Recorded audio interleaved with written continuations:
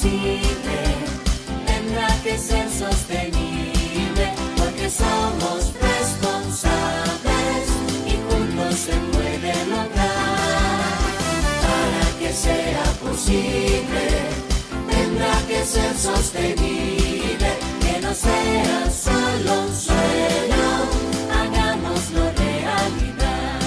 Para que sea posible, tendrá que ser sostenible, preservar el ciclo natural por el cual cada especie se rige, el agua, el bosque, el cielo y las riquezas del suelo. Son las flores y frutos del río y el mar, un tesoro que no tiene igual. Para que sea posible, tendrá que ser sostenible, que no sea solo un sueño.